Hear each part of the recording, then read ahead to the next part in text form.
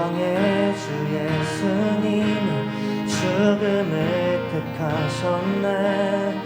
그 고통 속에서도 주의 뜻 기억하사 길을 잃은 우릴 위해 십자가로 오셨네.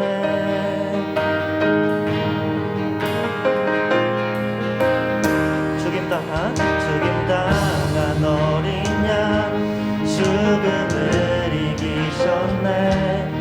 생명의 길 되시는 그리스도를 통해 아버지께 오는 자 모두 회복되리라.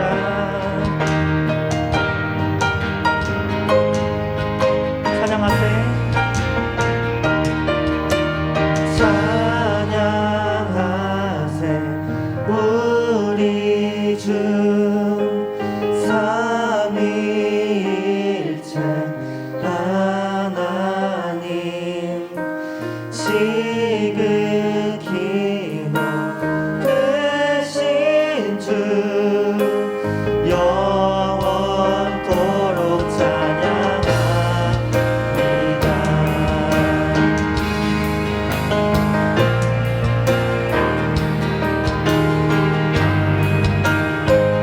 우리 처음부터 찬양했습니다.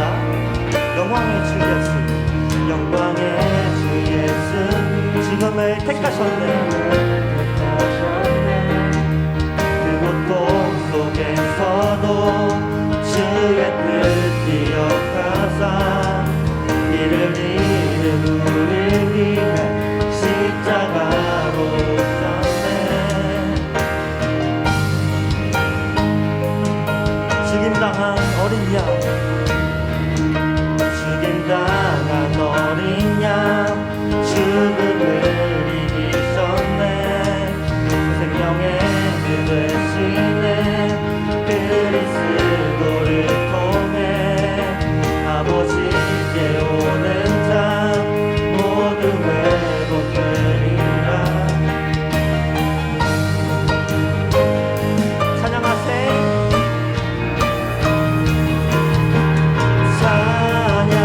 찬양하세 우리 주 삼위일체 하나님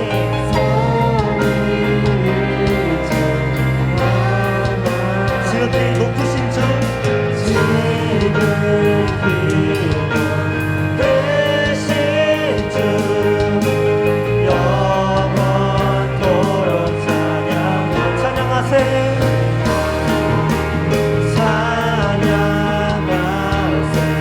우리 주 삼위일체 하나님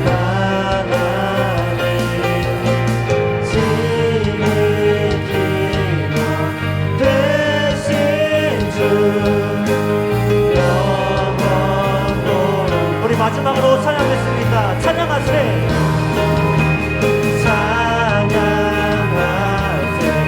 우리 주 삼위일체 하나 지극히 높으신 주 지극히 높으신 주 영원토록 찬양합니다.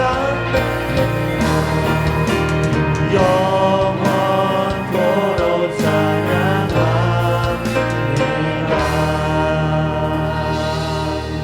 하나님, 십자가에 죽으러 오신 예수 그리스도를 찬양합니다. 그 십자가의 피로 우리를 자유케 하시고 새 생명을 얻었음에 감사하며 이 구원의 감격이 내 안에 영원하도록 있길 원합니다. 그리하여 우리가 살아갈 때에 주님의 찬양함이 끊이질 않길 원하오니 우리의 삶을 통하여 주님 홀로 영광 받아 주옵소서. 사랑을 많으신 예수님의 이름으로 기도합니다. 아멘.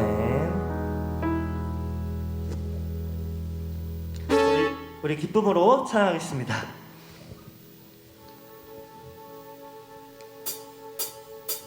나보다 나를 잘 아시는 주님. 우리 박수로 찬양할까요?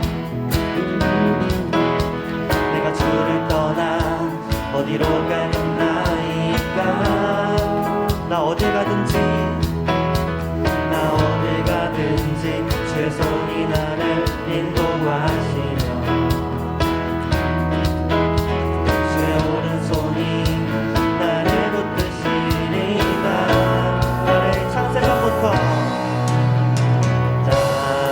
창세전부터 계획하시고 지금까지 인도하시네. 하나님이여 주의 생각이 어찌 그리고 괴로우신지요. 나의 생각보다 나의 뜻보다 더 크고 놀라우신 주님. 하나님이여 나를 살피사 나의 마음을 다시오니 나의 영원한 길 인도하소서. 나보다 나를 잘하시는 주님. 내가 주를 떠나 어디로 가겠나이까. 나 어딜 가든지 주의 손이 나를 인도하시며 아멘. 주의 오른손이 나를 붙드시리라. 나를 창세전부터 계획하시고 지금까지 인도하시네. 아멘.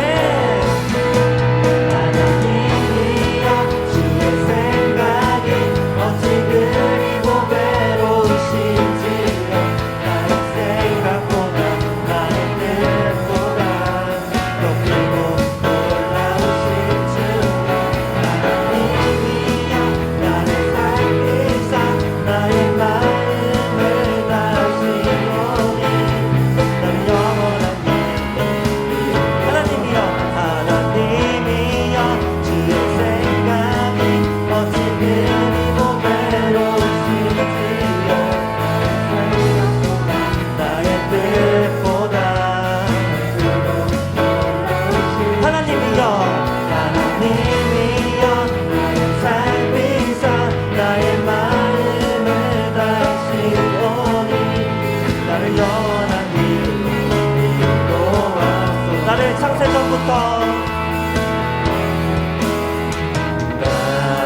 창세전부터 계획하시고 지금까지 인도하셨습니다. 인도하시네. 하나님이여 주의 생각이 어찌 그리고 괴로우신지요. 나의 생각보다 나의 뜻보다 더 크고 놀라우신 주님. 하나님이여 나를 살피사 나의 마음을 다시오니 나를 영원한 길로. 하나님이여 주의 생각이 어찌 그리고 괴로우신지요. 나의 생각보다 나의 뜻보다 더 크고 놀라우신 주님. 하나님이여 나를 살피사 나의 마음을 다시오니 나를 영원한 길로 인도하소서.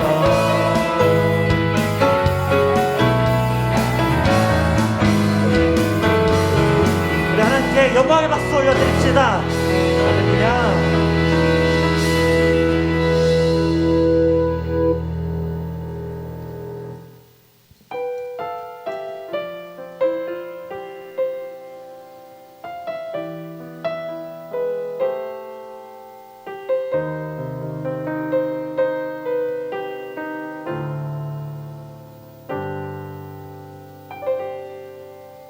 말씀 앞에서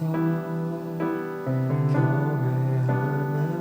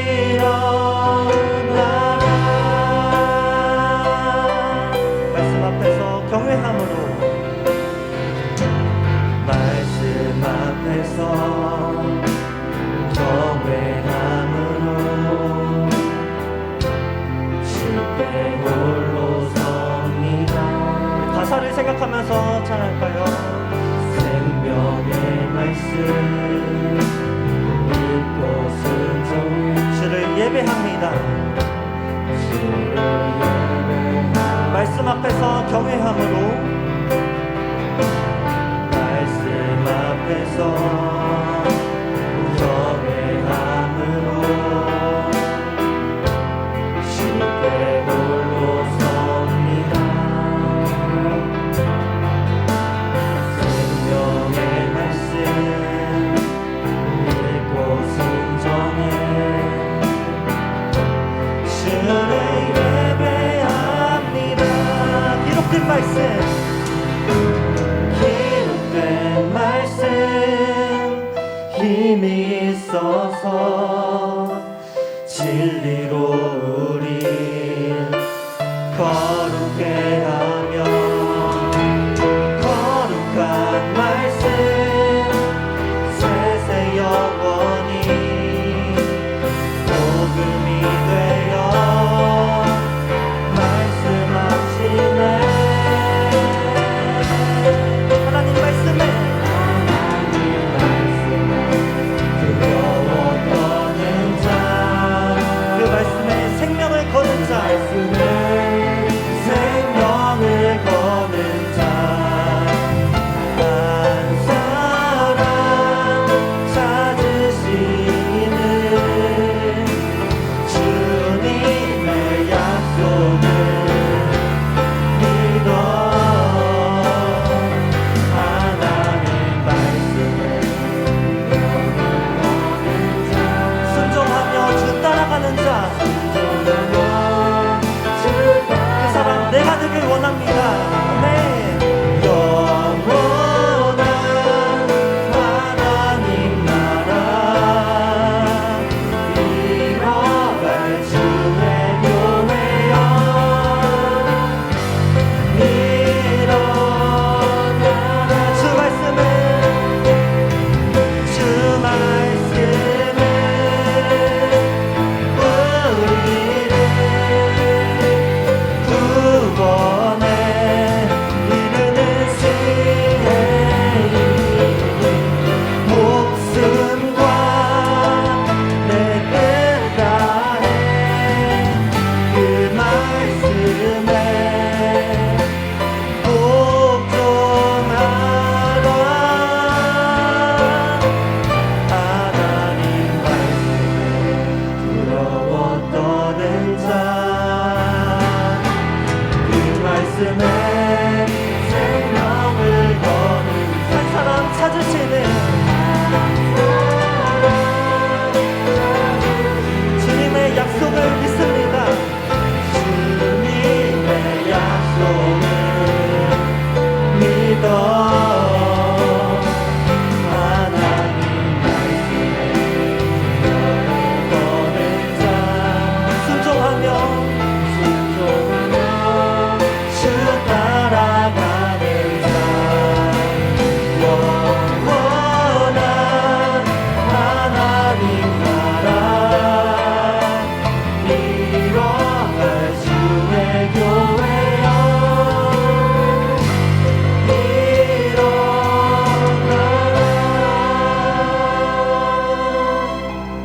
우리 기도하겠습니다.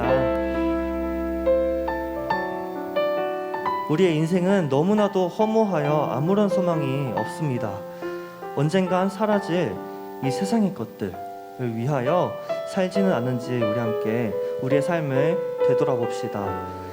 영원한 것은 하나님의 언약의 말씀과 하나님 나라입니다. 우리 함께 기도할 때에 우리의 뜻과 계획대로 사는 것이 아니라 영원한 하나님의 나라를 꿈꾸며 지금 내가 있는 곳에서 하나님 나라를 위해, 그리스도를 위해, 복음을 위해 살겠습니다. 우리 결단의 기도 함께 드리겠습니다. 기도합시다.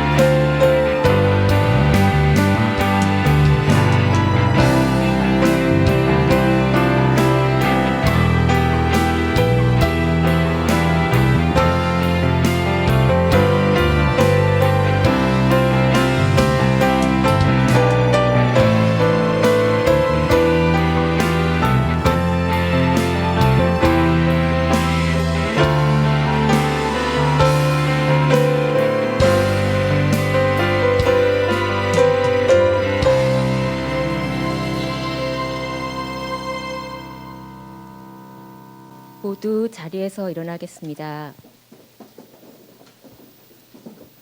하나님은 영이시니 예배하는 자가 영과 진리로 예배할지니라. 아멘. 오늘도 하나님께서 저와 여러분을 예배자로 불러주셨습니다. 겸손한 마음으로 하나님께 최고의 예배를 올려드리기 원합니다. 믿음으로 우리의 신앙을 고백하겠습니다. 전능하사 천지를 만드신 하나님 아버지를 내가 믿사오며 그 외아들 우리 주 예수 그리스도를 믿사오니 이는 성령으로 잉태하사 동정녀 마리아에게 나시고 본디오 빌라도에게 고난을 받으사 십자가에 못 박혀 죽으시고 장사한 지 사흘 만에 죽은 자 가운데서 다시 살아나시며 하늘에 오르사 전능하신 하나님 우편에 앉아 계시다가 저리로서 산자와 죽은 자를 심판하러 오시리라. 성령을 믿사오며 거룩한 공예와 성도가 서로 교통하는 것과 죄를 사하여 주시는 것과 몸이 다시 사는 것과 영원히 사는 것을 믿사옵나이다. 아멘. 모두 앉아 주십시오. 우리를 대표해서 곽윤서 학생이 기도하겠습니다. 기도드리겠습니다. 하늘에 계신 아버지 감사합니다. 오늘도 거룩한 주일을 맞이해 모두 예배의 자리로 인도해 주시니 감사합니다. 지난 한 주간 하나님의 말씀 안에서 살았는지 되돌아봅니다. 알게 모르게 지은 죄들 회개하여 용서하여 주시고 하나님의 뜻대로 살아갈 수 있게 도와주세요. 수능이 끝난 고3과 곧 수험 생활을 맞이하는 고2, 고2로 올라가는 고1들에게 주님의 은혜를 주셔서 하나님만 붙잡고 의지하며 앞으로 나아갈 수 있도록 도와주세요. 오늘 예배도 하나님의 은혜가 충만하게 하시고 특별히 말씀을 전하는 윤주환 목사님께도 능력을 더하여 주세요. 이 모든 말씀 예수님의 이름으로 기도드렸습니다.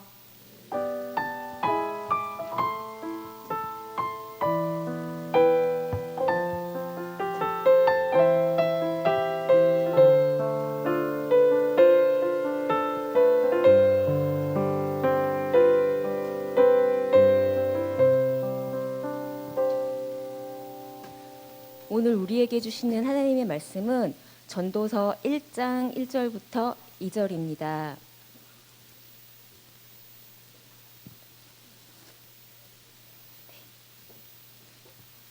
다윗의 아들 예루살렘 왕 전도자의 말씀이라. 전도자가 이르되 헛되고 헛되고 헛되며 헛되고 헛되니 모든 것이 헛되도다.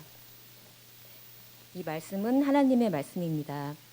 다 함께 일어나 봉헌 찬양 부르시면서 정성껏 준비한 예물을 봉헌하겠습니다.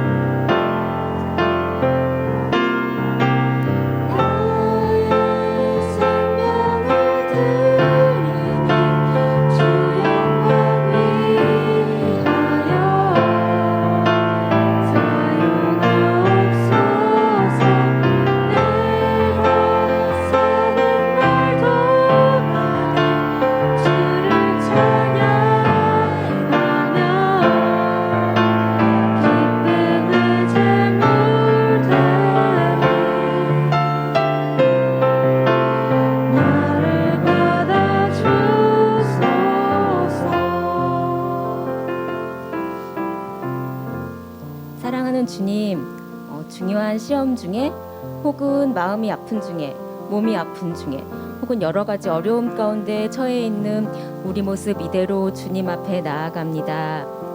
힘든 상황 가운데서도 하나님을 바라보며 베푸신 은혜에 감사함으로 일부를 주님께 드립니다. 물질뿐만 아니라 우리의 삶도 주님의 것임을 잊지 않고 우리의 전부이신 하나님을 기억하기 원합니다. 우리를 향한 하나님의 사랑과 큰 계획을 우리로 깨닫게 하시고 주께서 우리를 사용하실 수 있도록 더욱 거룩하게 주님을 닮아가도록 우리를 인도해 주세요. 우리 위해 죽으시고 살아나신 예수님 이름으로 기도드립니다. 아멘.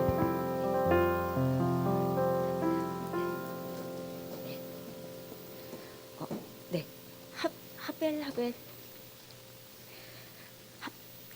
헤벨 모든 것이 헤벨이라는 말씀으로 목사님께서 말씀 전하시겠습니다. 여러분 반갑습니다. 네, 부쩍 날씨가 추워졌죠, 그죠? 네, 추워진 것을 여러분들이 옷 입은 걸 보니까 알 수 있을 것 같아요. 갑자기 옷이 엄청 두꺼워졌습니다. 앉는 데는 불편하지 않아요? 옆에 있는 친구들하고? 네, 좋아요. 네, 아유, 감기 걸리지 말고 요즘에 또 코로나가 또 다시 재확산되고 있는 그런 추세에 있는데 여러분들 건강하게 또 잘 이 시간을 또 지나갔으면 좋겠습니다. 오늘 우리 전도서를 처음 이제 또 열게 되면서 우리 같이 한번 전도서의 전반적인 이야기들 좀 살펴보려고 하는데 우리 그 전에 우리 다니엘 이렇게 쭉 봤잖아요. 여러분 열심히 잘 큐티하고 했나요? 네, 잘 하는 친구들이 있는 걸로 알고 있습니다, 여러분. 네, 너무 감사드리고 전도서 이제 딱 열리는데 이제 앞으로 전도서 12장까지 있습니다. 여러분들께서 매일매일 좀 같이 큐티도 하고 그러면서 하나님의 말씀 잘 들었으면 좋겠습니다. 여기 잡음이 잡히는데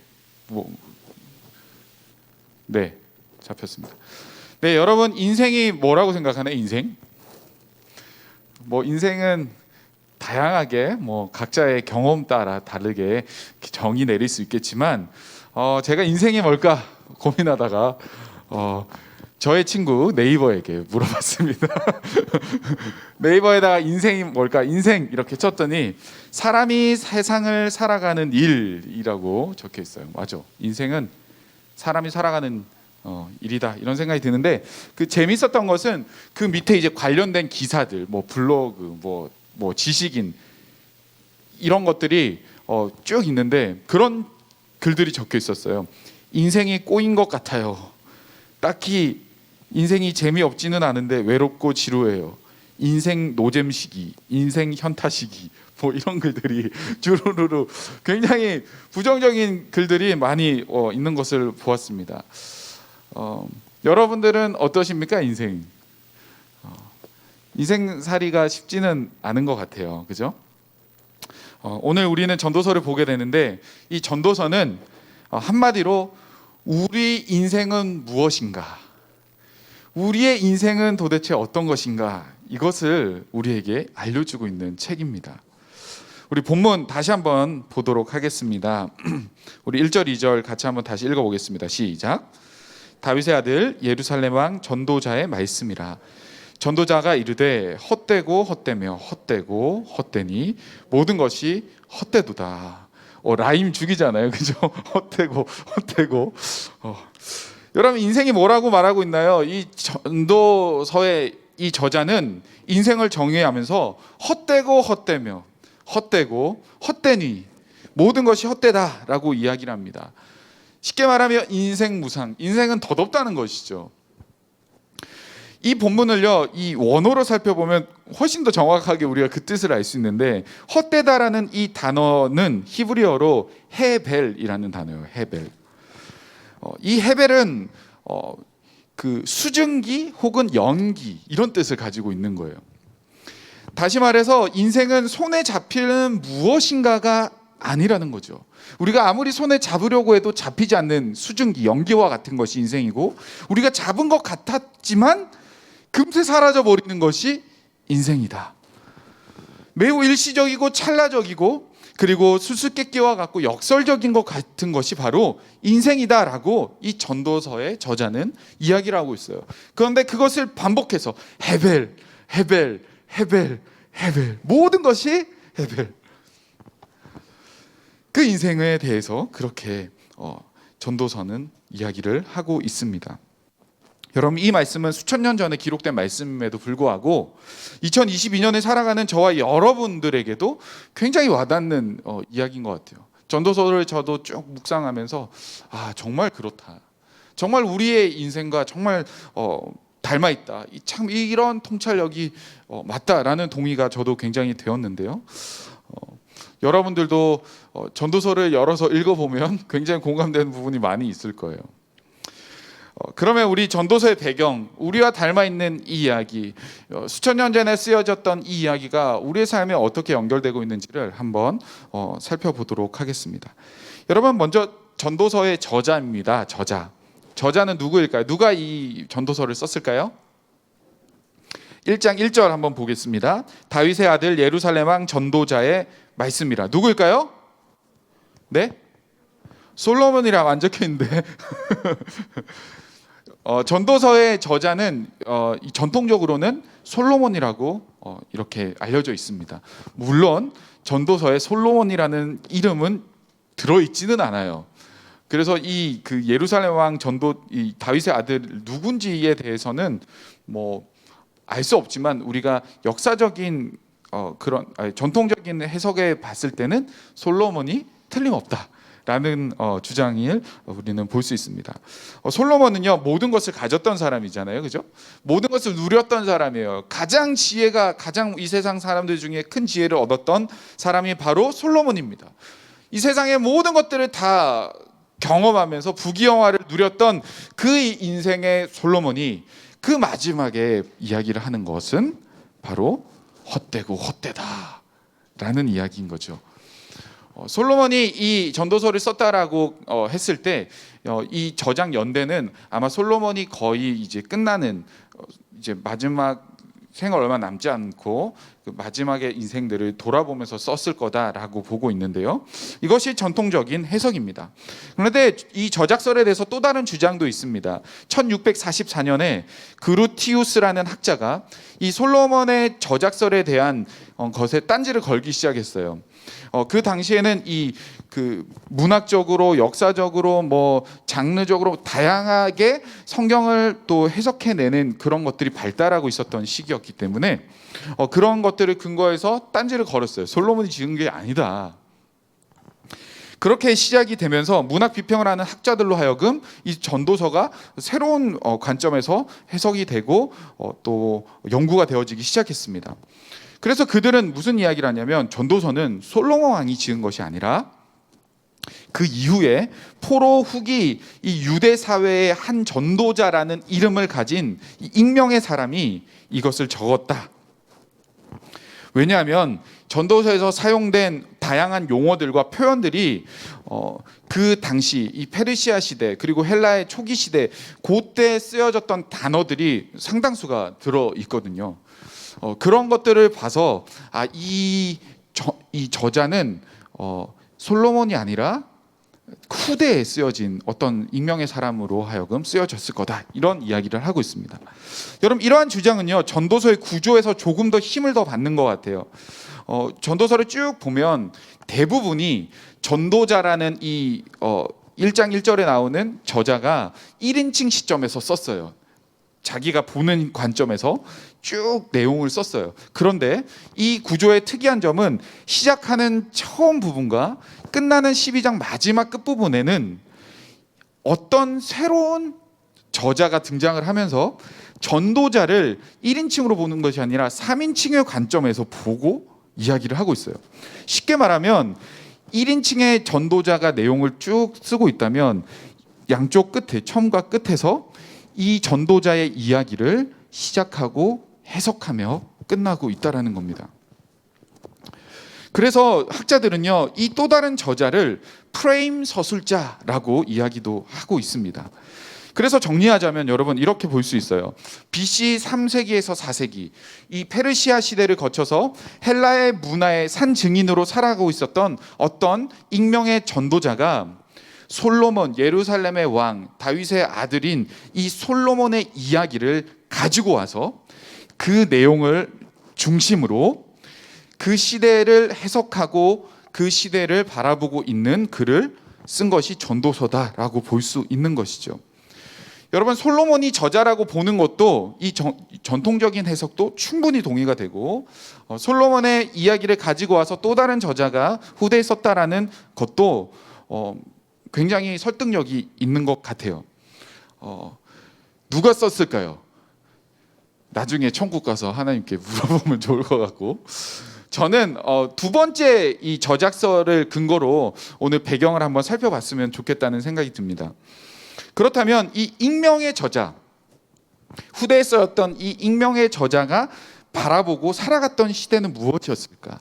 이 익명의 저자는 솔로몬의 그 이야기들을 가지고 오면서 그 시대에서 도대체 어떤 것들을 바라보고 하고 싶은 메시지가 무엇이었을까라는 거죠.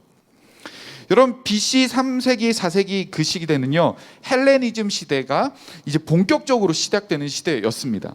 알렉산더 대왕이 정복 전쟁으로 아시아와 팔레스타인과 그리고 이집트의 일부 부분을 차지하고 점점점 확대해 나가기 시작했습니다.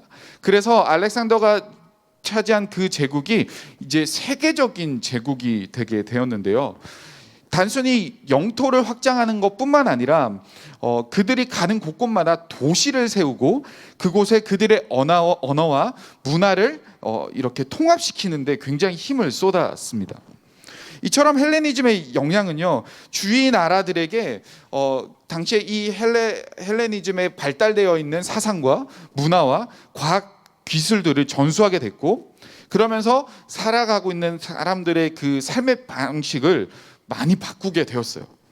그래서 농경 생활에 큰 변화가 일어나고 사람들의 삶의 패턴이 바뀌고, 그리고 그들이 가지고 있었던 시장이 굉장히 확장이 되어졌습니다. 여러분 그렇게 되면 어떻게 될까요? 우물 안의 개구리였던 우리의 사회가 만약에 세계적으로 확장이 되고 많은 새로운 문물들이 들어오고 사람들의 삶의 질이 달라지면 어떻게 되는 거예요? 어떻게 돼요? 사회가? 잘 살게 되겠죠. 잘 살게. 많은 것들을 혜택을 누리게 되겠죠. 그런 상황이 이제 벌어지고 있었습니다.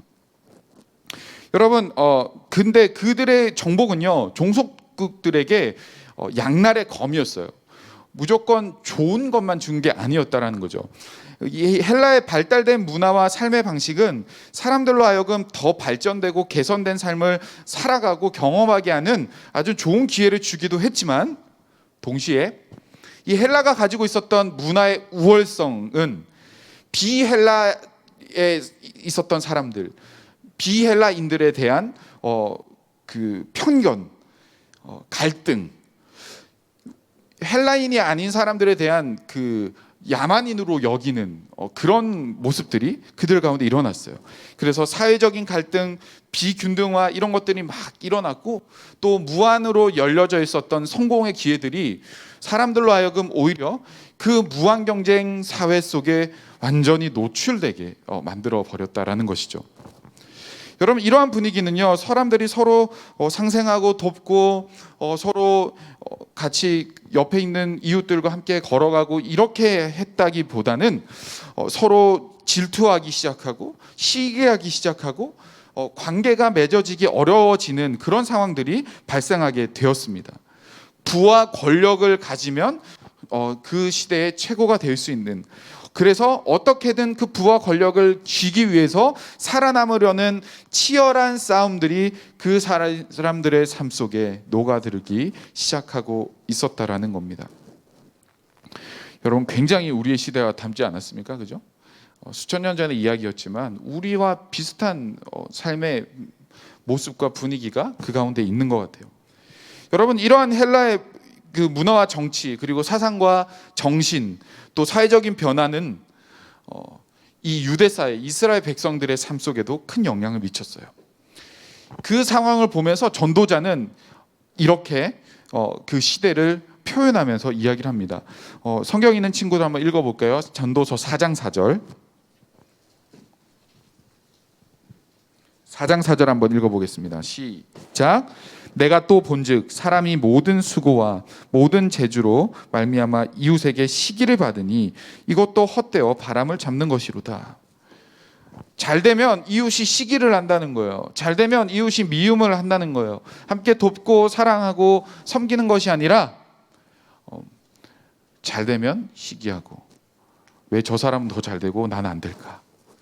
나의 삶을 돌아보면서 한탄하고, 이런 모습들이 사회 현상이었다는 거예요. 여러분 또 10장 19절 한번 찾아볼까요? 전도서 10장 19절 읽어보겠습니다. 시작. 잔치는 희락을 위하여 베푸는 것이요 포도주는 생명을 기쁘게 하는 것이나 돈은 범사에 이용되느니라. 돈은 범사에 이용되는 거래요, 여러분. 돈이 주는 힘, 돈으로 모든 것을 할 수 있는 그 시대적인 분위기가 그 사회에 편만하게 펼쳐지고 있었던 겁니다. 여러분 이처럼 헬레니즘은 유대 사회를 여지없이 흔들었고 전에 없었던 심각한 후유증을 가져왔습니다. 유대의 이 전통적인 가치와 질서가 깨어지고 사회 전반에 심각한 불안과 불균형을 가져오게 되었고, 또 유대 사회가 전반적으로 부유하게 되었음에도 불구하고 그 부유함의 근원이었던 그 종주국인 헬라 국가에 대한 그 의존성은 더 커져갈 수밖에 없었고, 그리고 그렇다 보니까 본인들이 그동안 지켜왔던 전통과 그리고 그들만의 정체성, 하나님의 백성으로서의 그 정체성이 흔들리는 상황들이 그들 가운데 일어나고 있었던 겁니다. 전도서의 저자는 이러한 상황 속에서 현실적인 갈등과 신앙적인 모순을 느끼게 됐어요. 헬라 문화가 추구하는 경제적인 부와 사회적인 이 명성을 위해서 끊임없이 수고하고 경쟁하는 사람들과 사회적 이 병폐 현상들을 발견하면서 인생이 도대체 무엇일까? 우리가 지금까지 지켜왔던 가치와 지금 이 상황은 왜 이렇게 모순이 되어지고 달라지고 있을까? 신앙의 삶으로 살아가는 것이 과연 맞을까? 뭐 심지어 나아가면 신은 있을까? 그런 고민들을 하면서 인생에 대해 돌아보며 이 전도서를 쓰고 있는 거예요. 여러분, 특별히 전도자의 그 마음을 크게 상하는 것이 몇 가지가 있는데 오늘 세 가지로 한번 생각을 해보려고 합니다. 첫 번째는요, 신앙적인 고민이었어요. 7장 15절 한번 보겠습니다. 7장 15절 제가 읽어보겠습니다. 내 허무한 날을 사는 동안 내가 그 모든 일을 살펴보았더니 자기의 의로움에도 불구하고 멸망하는 의인이 있고 자기의 악행에도 불구하고 장수하는 악인이 있으니, 의로운 사람이 멸망할 수도 있고 악행하는 그 악인이 장수하는 복을 누린다라는 굉장히 허무한 이야기를 하고 있는 거죠. 또 8장 14절 한번 읽어볼게요. 세상에서 행해지는 헛된 일이 있나니 곧 악인들의 행위에 따라 벌을 받는 의인도 있고 의인들의 행위에 따라 상을 받는 악인들도 있다라는 것이라.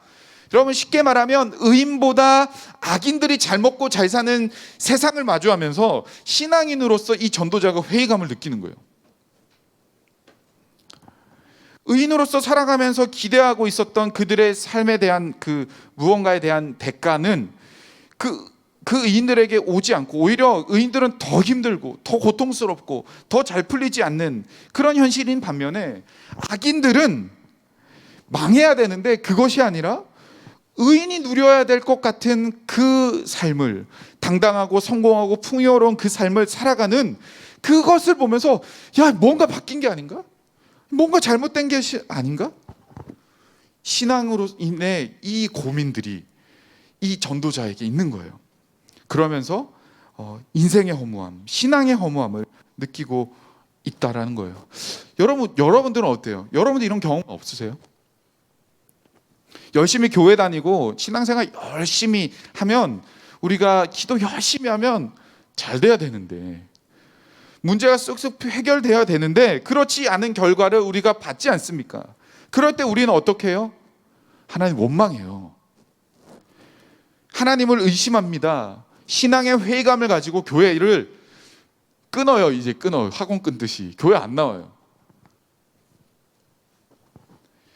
우리 사랑하는 고3들이 얼마 전에 이제 수능을 보고 고생 많았습니다. 우리 고3들에게 박수 한번. 네. 지금 굉장히 후달릴 텐데 지금 결과들이 지금 이제 어떻게 해야 되나 막 이러면서 지금 가채점 결과에 지금 낭망하며 울고 있는 친구들도 있을 테고. 여러분 열심히 준비해 봤잖아요, 지금까지. 그러면서 기도하고 말씀 보면서 하나님 도와주세요. 다른 친구들 한 문제 더 풀 때 나는 하나님 더 기도하면서 찾았던 모습들 우리 가운데 있었잖아요, 고3들. 그런데 만약에 이런 일이 일어나면 안 되겠지만 결과가 내가 기대했던 대로 안 나오면 어떡하는 거예요? 악인들이, 예수를 안 믿는 친구들이 더 좋은 결과들을 얻고 그 친구가 나중에 여러분한테 야 그래 봐봐 네 교회 갈 때 알아봤어, 그때 가지 말고 나랑 같이 학원 갔어야지, 야 그 선생님 그 특강 놓쳐서 그런 거, 그런 소리 들으면 얼마나 열받고 얼마나 회의감이 여러분 가운데 몰려오겠어요. 여러분, 근데 안타깝게도요, 오늘 이 전도서가 말하는 이야기는요, 그런 일이 일어난다는 거예요. 지금 우리의 삶에만 일어나는 것이 아니라 수천 년에 이 전도자가 살았던 그 시대에도 그것은 경험되었다는 거예요. 인생의 역사 속에 하나님을 잘 믿는다고 모든 것이 해결되지 않는 것 보게 된다는 거예요. 그걸 보면서 이 전도자는요, 신앙의 갈등을 겪는 겁니다. 허무한 삶을 돌아보게 되는 거예요. 여러분, 이럴 때 무슨 생각이 듭니까? 오늘 제목처럼 헤벨, 헤벨, 헤벨, 헤벨, 모든 것이 헤벨. 신앙생활하는 것도 헤벨, 하나님도 헤벨, 모든 것이 다 헤벨이다 라고 생각이 들 수 있는 겁니다. 지금까지 지내왔던 나의 시간과 하나님을 의지했던 나의 마음과 수많은 눈물과 간절한 기도까지도 모든 것이 헛되고 어리석게 되었다라고 생각할 수 있다라는 것이죠. 여러분들은 어떻습니까? 그런 생각이 드나요? 두 번째, 전도자는 인생을 보면서 두 번째 이것 때문에 크게 마음을 또 상했어요. 불의한 정치와 사회 현상에 대해서 크게 마음을 상합니다. 3장 16절 한번 보시면 3장 16절 제가 읽어볼게요. 또 내가 해 아래서 보건대 재판하는 곳 거기에도 악이 있고 정의를 행하는 곳 거기에도 악이 있도다. 여러분, 전도자는요, 불의의 현장과 폭력적인 그 상황을 목격하면서 인생의 엄무함을 토로하고 있는 거예요. 정의가 이루어져야 될 그 재판의 장소에서 그곳에서도 조차 악이 이기고 있는 현실. 심지어 이 짐승과 인간 사이에 어떠한 차별도 없다라고 할 만큼 기득권자와 권력자들이 가지고 있었던 그 부류의 사람을 제외한 모든 인간들에 대한 이 저질스러운 평가와 그리고 그들을 향한 대우와 그들에 대한 편견이 그 시대 가운데 있는 것을 보면서 인생이 이럴 수 있는가? 정의가 살아야 되는데 이럴 수 있는가? 아무리 우리가 정직하게 살아도 바뀔 수 없는 이 현실을 바라보면서 인생의 허무함을 이야기를 하고 있는 거예요. 유전무죄, 무전유죄라는 말이 있습니다. 돈이 있으면 죄가 없게 되고 돈이 없으면 죄가 있는 것. 완전히 역기능한 사회, 가진 자는 더 가지고 없는 자는 더 없게 되는, 정말 희망조차 소망조차 가질 수 없게 짓밟아버리는 이 불의한 사회 현상 속에서 이 전도자는 허무함을 느끼며 이 삶을 바라보면서 너무나도 안타까운 그 삶을 살아가고 있는 거예요. 우리의 삶 속에 우리 시대와 너무나도 비슷합니다. 여러분, 뉴스만 틀어도 우리는 이것을 확인할 수 있어요. 지금 얼마나 많은 불의가 일어나고 있고 정의가 짓밟히고 있는 사회를 살아가고 있는지 모르겠어요. 마지막으로 전도자는요, 위로자가 없는 세상을 보면서 그 현실의 허무함을 느끼고 있어요.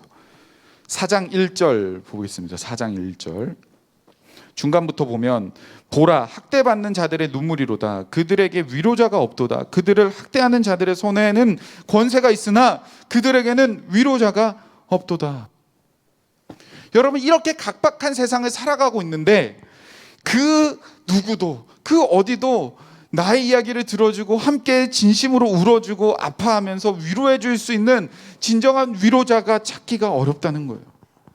심지어 같이 억압받고 있는 우리끼리도 조차 서로 동정하거나 그들의 외침을 들어주지 않고 억울한 눈물을 보면서 오히려 그것이 나에게 해가 될까 봐, 오히려 나에게 부담이 될까 봐 그것을 외면하고 폭력과 불의가 난무하는 판치는 그 세상 속에서 우리의 마음을, 우리의 아픔을, 이 안타까운 현실을 함께 위로해주고 함께 공감해주고 울어줄 사람이 없다.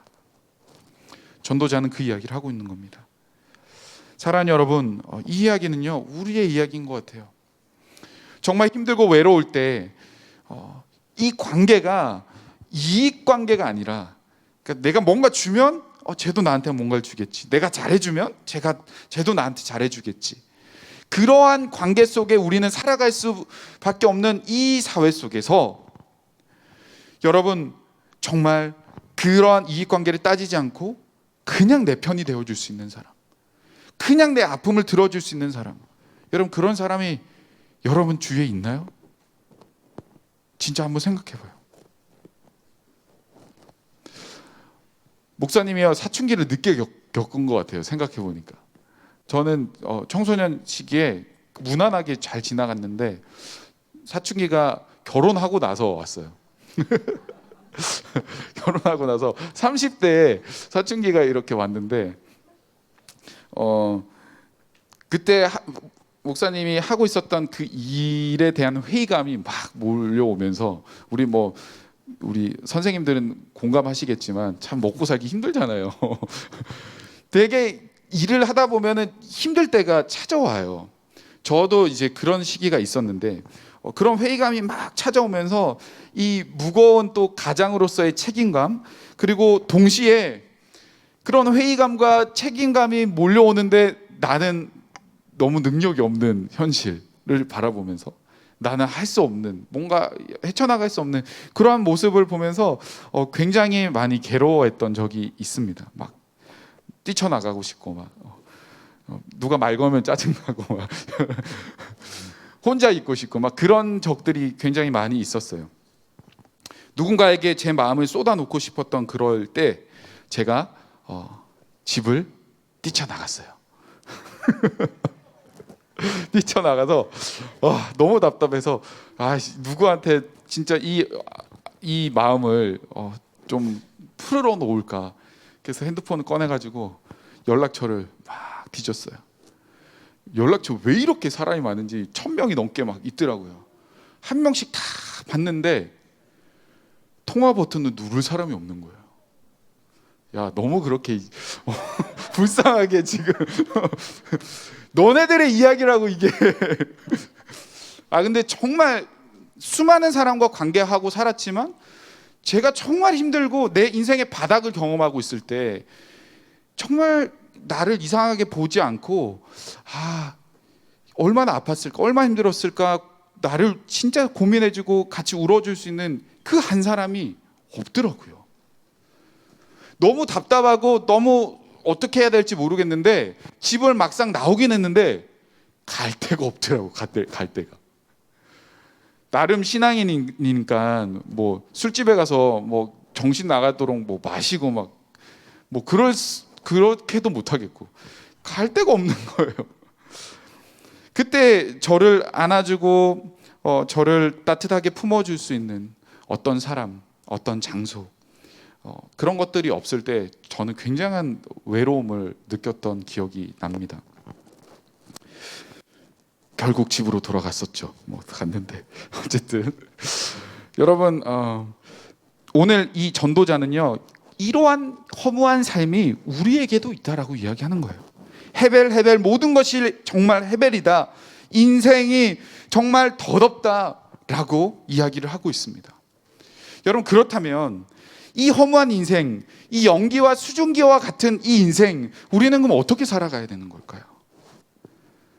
모든 것이 허무하니까 그냥 마음대로 그냥 살아가나요? 어차피 해도 안 되는 인생이니까 포기해야 됩니까? 어떻게 해야 될까요? 여러분, 이 주제는요, 성경 안에서만 다뤄지는 것이 아니라 인류의 수많은 사람들이 고민했던 내용들이에요. 인생의 덧없음에 대한. 대표적으로 석가모니, 인생의 덧없음을 경험하고 그 사람은 세속의 삶을 포기하는 선택을 했습니다. 그래서 어디로 갔어요? 산으로 갔잖아요, 그죠? 그래서 본인 스스로 그 열반의 세계에 오르기 위해서 모든 것을 다 끊어버리고 포기하고, 그렇게 선택하는 사람도 있었고, 니체는 허무주의를 이야기를 했습니다. 그죠? 또 쇼펜하우어는 염세주의를 주장했습니다. 이 세상은 헛될 것뿐이야. 개선이나 진보될 발전될 어떤 것도 없어. 불가능하다. 이러면서 비판적인 태도를 가지고 인생을 살았던 사람들이에요. 또 의미 없는 시대에 마음대로 살자 하면서 쾌락주의들도 일어났던 시대가 있습니다. 자기 정욕대로 살아가고. 또 요즘은 무슨 이야기들 몇 년 전부터 나오고 있었습니까? You only live once. 인생 한 번뿐이야. 네 마음대로 살아. 욜로. 얼마나 많이 그런 이야기 합니까, 그죠? 이런 것들이 다 인생의 헛됨, 인생의 허무함 이런 것들에서 기초돼서 나와서 지금 우리의 삶 속에, 우리의 사회 속에 지금 드러나고 있는 모습과 현상들이라는 겁니다. 사랑하는 여러분, 성경에서조차 말하고 있는 이 허무한 인생, 그럼 우리는 어떻게 살아야 될까요? 다행히도요, 이 전도자는 이 허무한 인생을 허무한 것으로 끝내지 않아요. 전도서의 마지막에 있는 부분들 중에 12장 13절 우리 같이 한번 읽어볼게요. 12장 13절. 전도서 12장 13절. 자, 시작. 일의 결국은 다 들었으니 하나님을 경외하고 그의 명령을 지킬지어다. 이것이 모든 사람의 본분이니라. 여러분, 전도자는요, 이 세상의 모든 것이 헛됨을 느끼는 동시에 그렇기 때문에 우리는 하나님만 바라볼 수밖에 없다라고 결론을 내리고 있어요. 여러분들의 삶 속에 소망이 없고 허무하다고 생각이 되는 친구들이 있나요? 수능을 망치고 내 삶을 이제 어떻게 살아가야 되나 답답하고, 심지어 하나님 왜 나를 도우시지 않으셨나요? 하나님 왜 나를 외면하셨나요? 이렇게 원망하는 마음이 드는 친구들이 이 가운데 있을지 모르겠어요. 그렇다면 어떻게 해야 될까요? 전도서를 읽어야 되겠죠. 전도서를 읽어야 돼요. 허무하게 그렇게 생각하고 여러분 머릿속으로만 고민하고 있는 것이 아니라 성경이 우리에게 뭐라고 이야기하는지, 하나님 뭐라고 하는지 알아야 될까요? 이 허무한 인생 속에서. 그렇게 알기 위해서는 전도서를 여십시오.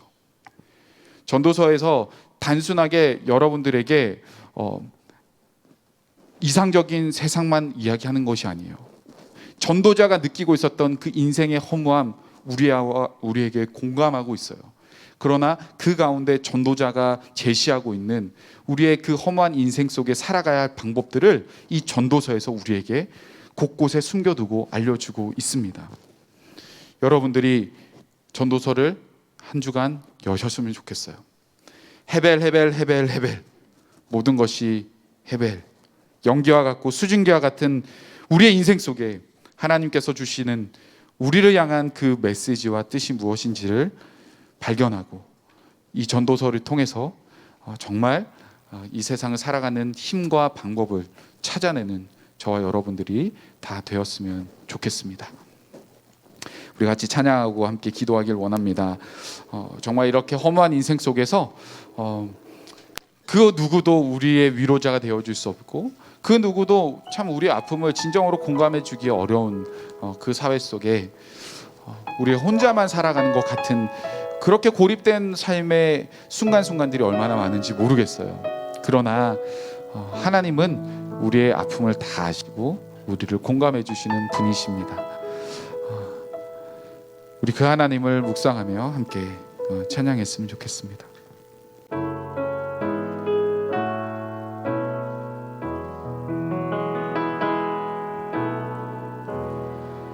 혼자서만 세상을 사는 듯이 주가 멀어 보이기만 할 때 우리는 바라보아야 하네. 우리에게 오셨던 그 주님을 다시요. 혼자서만 세상을 사는 듯이 주가 멀어 보이기만 할 때 우리는 바라보아야 하네. 우리에게 오셨던 그 주님이 우리의 아픈 마음을 아시네. 가까이서 우리의 아픔에 공감하시네. 우리 가운데 찾아오셨던 그 주님이 우리의 모든 상황에 공감하시네. 주님이 우리의 아픈 마음, 주님이 우리의 아픈 마음을 아시네. 가까이서 공감하시네.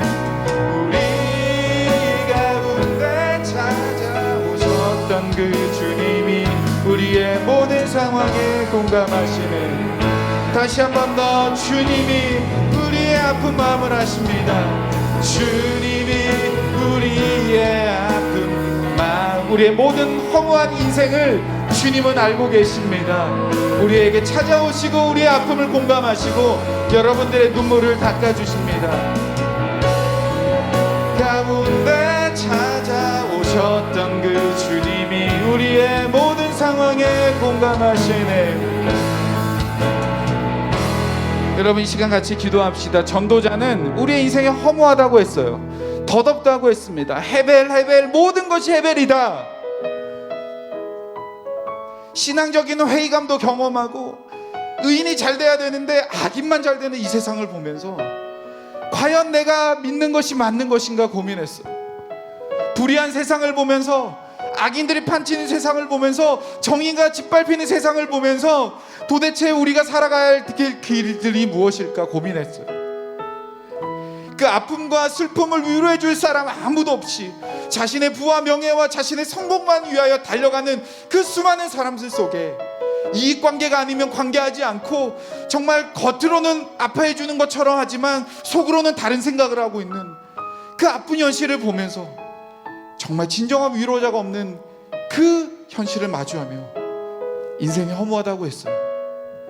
여러분들도 그런 마음이 듭니까? 여러분들도 허무한 삶이 여러분들 가운데 있습니까? 여러분, 그러나 하나님이 우리의 마음을 아시고 하나님이 우리를 공감하시고 하나님은 결코 실패하지 않으시는 분이세요. 전도서는 그것을 우리에게 이야기를 하고 있습니다. 우리 시간 같이 한번 기도할 때 하나님, 우리의 이 허무한 인생 속에 세상에 어떤 것들 붙잡지 않고 연기처럼 사라져버릴 그것이 아니라 오직 하나님 한 분만 붙잡고 하나님이 하실 일들을 기대하며 살아가길 원합니다. 하나님, 나의 삶 속에 찾아와 주셔서 일하시고 공감하시고 역사하여 주옵소서. 우리 그렇게 주님을 붙잡으며 함께 기도하겠습니다. 하나님 아버지, 인생의 이 허무함을 경험하고 이 아픔을 경험하는 세상 속에 하나님, 연기와 같이 수증기와 같이 사라져버리는 이 세상의 수많은 것들 속에 하나님, 우리의 마음 빼앗기지 아니하게 하시고 우리 사랑하는 친구들이 그 하나님과 우리의 마음을 공감하시는 그 주님을 붙잡고 하나님, 오늘도 주님과 동행하는 삶을 살아갈 수 있도록 주님 도와주시옵소서. 우리 사랑하는 모든 고등부 학생들은 한 명 한 명 인생을 주님 붙잡아 주시고 하나님, 특별히 우리 고3들 또 수능을 마치고 또 그의 인생들을 준비해야 될 중요한 시기 속에서 하나님, 인생이 헛되다고 여기지 않고 하나님이 하실 일들을 기대하며 바라보며 끝까지 주와 동행하는 사랑하는 친구들 될 수 있도록 주님 축복하여 주시옵소서.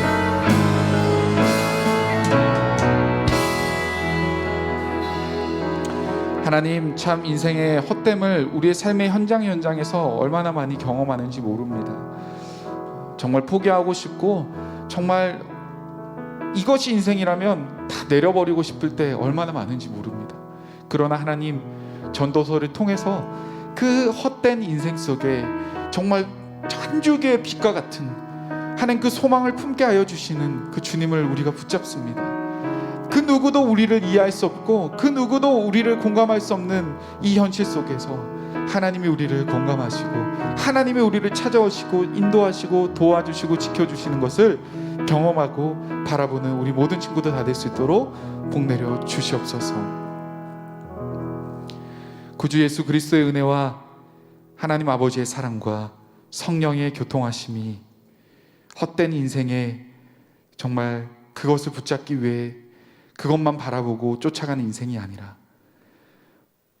모든 것을 통치하시고 다스리시고 새로운 세상 속에 그 질서 속에 은혜 속에 우리를 인도하시며 우리의 삶을 넘어선 그 하나님의 놀라우신 은혜가 있음을 바라보게 하셔서 그 길을 걷기를 소원하고 전도서를 펴서 말씀을 보기 원하는 우리 사랑하는 모든 고등부 친구들 머리 위에 그들의 인생 가운데 그들의 걸음 위에 지금으로부터 영원토록 항상 함께 있을지어다.